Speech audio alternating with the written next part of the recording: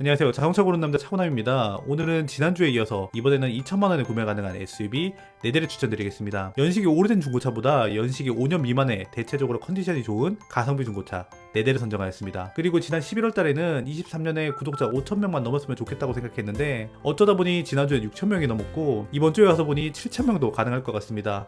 구독과 좋아요 한 번씩 눌러주시기 바랍니다. 첫 번째 추천 차량은 더뉴 QM6 LPG 모델입니다. 실용성 때문에 SUV는 필요하지만 디젤이 싫어서 가솔린 SUV를 구매하자니 한 자릿대 연비 때문에 유지비가 고민되고, 그렇다고 하이브리드 SUV를 사려면 신차는 어마어마한 대기기간이 있고 중고 SUV 하이브리드는 감가가 거의 안 돼서 애매하다 싶으면은 QM6 LPG 모델을 검토해 보시기 바랍니다. 지금은 스포티지도 LPG 모델이 있지만 현재 중고로 구매 가능한 유일한 가성비 LPG SUV입니다. 아닌데 올란도 LPG도 있는데요, 이렇게 생각하신다면 올란도 LPG는 다시 한번 생각해 보시기 바랍니다. QM6의 전체적인 크기는 예전 산타페 DN과 비교해서 조금 작은 정도이고, 현재 LPG 차는 가솔린 MPI에 해당하는 포트 분사 방식이 적용되어 예전에 기하기 방식에서 문제가 되던 겨울철 시동성과 출력 부족 문제를 개선한 액화된 LPG를 직분사하는 방식의 엔진이 적용되어 있습니다. 하지만 출력이 140마력, 19.7kgm의 토크를 가지고 있기 때문에 세단보다 큰 SUV를 끌기에는 출력이 부족하다 보니 여유있게 운전하는 패턴을 가지신 분들이 아마 만족도가 높을 것 같습니다. QM6 LP의 가장 큰 장점은 저렴한 유지비인데, LPG가 연비는 안 좋지만 유류비가 저렴하기 때문에 QM6의 공인 연비가 대략 8km대 중반이므로 LPG와 가솔린의 연료 차이를 환산하면 체감 연비는 가솔린 13에서 14km대의 연비를 가진 차와 비슷합니다. 하지만 도넛형 가스본배가 들어가 있어 트렁크 공간 손해는 없으나 도넛형 가스본배의 용량이 좀 작고 또 LPG차는 자주자주 주유를 해야 하므로 반드시 이동 동선에 충전소가 있는지 확인하고 구매가 필요합니다. 그리고 변속기는 무단 변속기이지만 변속하는 로직이 있는 자트코의 CVT가 들어가 무단 변속기 특유의 변속 없이 RPM만 높아지는 이질감을 줄여줍니다. 두 번째 QM6 LP의 장점은 가격입니다. 르노차답게 감가가 시원하게 되었는데 LP 모델은 19년도에 출시했음에도 불구하고 연식과 키로수를 좀 타협한다면은 2천만원 미만에도 괜찮은 매물이 있고, 2천만원대 초반이면은 풀옵 차량에 상태 괜찮은 차량을 찾을 수 있습니다. SM6의 후륜 서스펜션은 소형차에 적용되는 토션빔이 적용되었지만 QM6는 멀티링크가 들어가 승차감도 크게 나쁘지 않고, 르노 닛산 얼라이언스의 최신 플랫폼인 CMF 기반으로 제작되어 안전도 테스트에서 좋은 평가를 받았습니다. 다만 공조기와 내비가 통합되어 있는 S링크가 적용되어 공조기를 조절하는 게 쉽지 않고, 19년에 출시한 차지만 오토홀드와 반자율주행 옵션 등 최신 옵션이 빠져있는 점도 좀 아쉽습니다. 그리고 르노차에서 항상 문제가 되는 작은 컵홀더와 교체하기 불편한 에어컨 필터 등 부품대와 비싼 수리비가 단점이 있습니다. 조금의 단점은 있지만 유일한 LPG SUV로 저렴한 유지비, 예쁜 디자인, 착한 중고 가격까지 다양한 매력이 있는 QM6가 첫 번째 추천 차량입니다. 두 번째 추천 차량은 산타페 TM입니다. 2천만원대에 가장 많이 팔리는 SUV 중에 하나로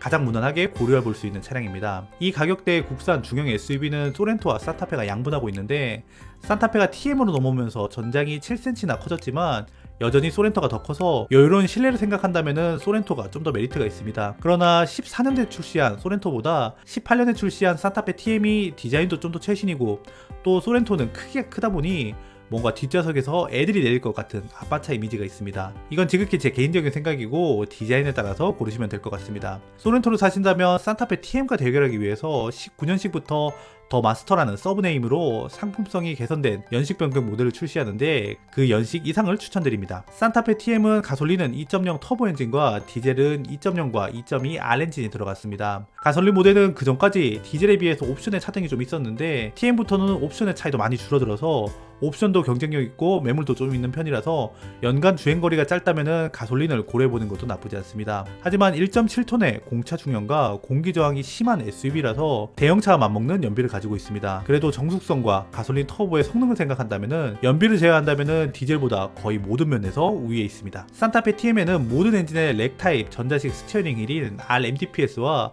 8단 자동 변속기가 기본으로 적용되어 있습니다. 그리고 차선을 유지해주는 엘카스와 위급시 자동으로 브레이킹을 하여 사고를 막아주는 전방 충돌 방지 보조 등 안전 옵션이 가장 낮은 트림부터 기본으로 들어가 있고, 익스클루시브 등급부터는 스마트 크루즈 컨트롤과 오토홀드까지 기본으로 적용되어 QM6에서는 돈 줘도 못 넣는 옵션이 대부분의 차에 기본으로 들어가 있습니다. 하지만 산타페 TM도 그랜저, K7, 맥스크루즈, 소렌토처럼 초기형 8단 변속기에서 나타나는 변속기 이슈가 있었습니다. 언덕에서 RPM이 높아지고 가속은 제대로 되지 않은 문제가 있어 18년에 현대에서 TCU 업데이트를 무상 수리한 이력이 있습니다.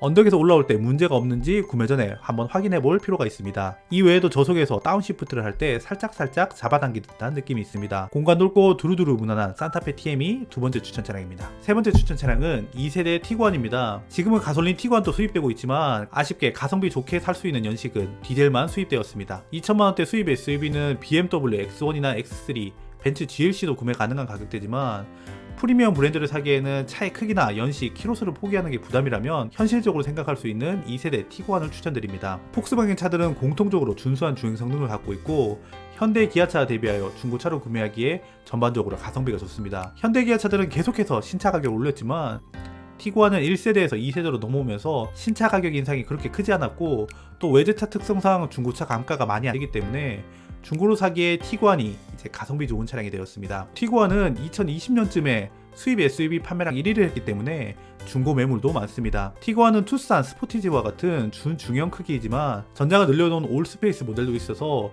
올스페이스는 전장이 4.7m로 중형 SUV에 버금가는 공간을 갖고 있습니다. 옵션도 국산차 대비 크게 떨어지지 않는데 가장 높은 트림인 프레스티지에는 반자율주행 옵션, 팝업식 HUD, 어라운드 뷰, 오토홀드, 썬루프 등 많은 사람들이 선호하는 옵션이 고르게 들어가 있습니다. 다만 HUD는 앞유리에 투영하는 방식이 아니고 SM6나 코나처럼 작은 유리 패널이 올라오고 거기에 HUD가 표시되는 방식입니다. 그리고 독일차답게 통풍은 빠져 있습니다. 이 차는 오너들의 만족도가 매우 높은 차량입니다. 오너 평가가 9.2점으로 1000명 넘게 평가했지만은 모든 항목에서 9점대 이상으로 고르게 높은 점수를 받았습니다.